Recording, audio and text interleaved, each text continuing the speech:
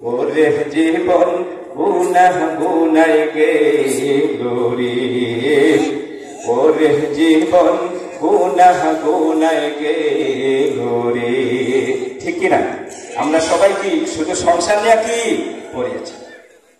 এজন্য আল্লাহর হাবিব সাল্লাল্লাহু আলাইহি ওয়াসাল্লাম বলেন, ইগতানিম খামসান ক্বাবলা খামসিন, শাবাবাকা ক্বাবলা হারামি, ওয়া সিহহাতাকা ক্বাবলা সুকুমি, ওয়া গিনাকা ক্বাবলা ফাকরিক, ওয়া ফারাগাকা ক্বাবলা শুগুলিক, ওয়া হায়াতাকা ক্বাবলা মাউতিক।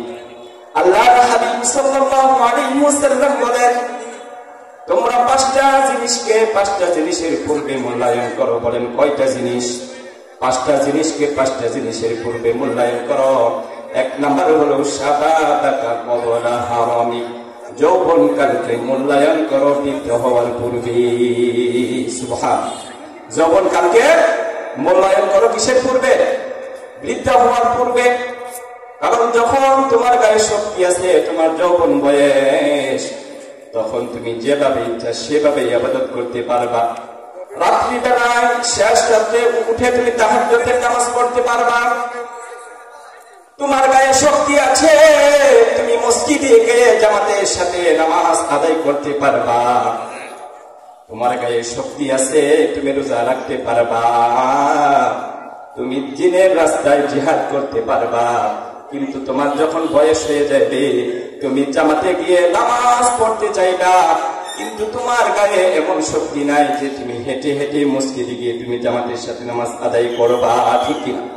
এর জন্য আল্লাহর হাবিব বলছেন, শাবাবাকা ক্বাবলা হারামি, যৌবনকালকে বৃদ্ধ হওয়ার পূর্বে তুমি কি করো? মূল্যায়ন করো।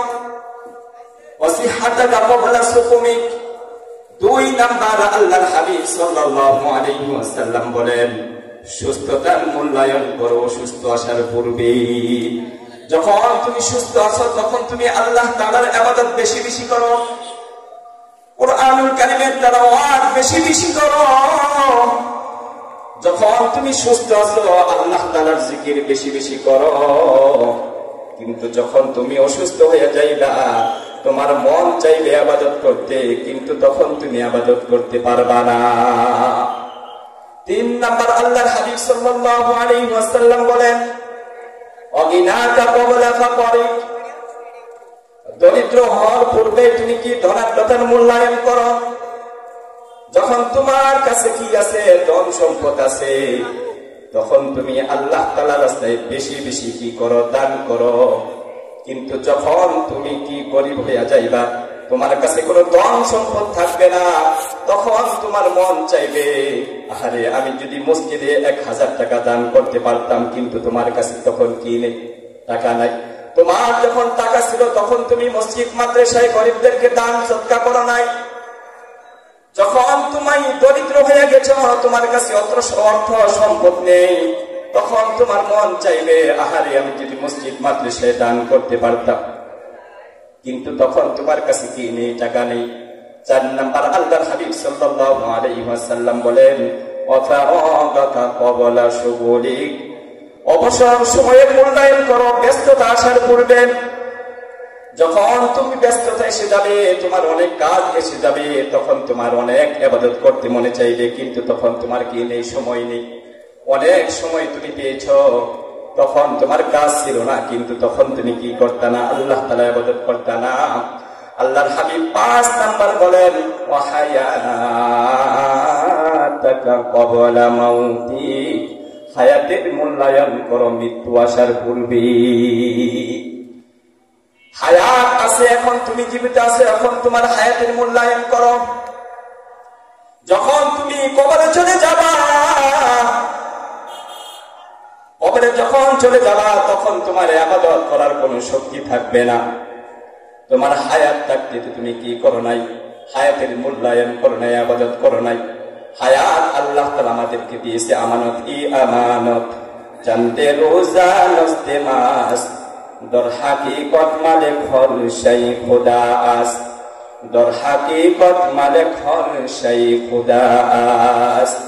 আল্লাহ তাআলা আমাদেরকে হায়াত দিয়েছেন, এটা কি আমানত? আল্লাহ তাআলা দেওয়া কি দায়? আমানত।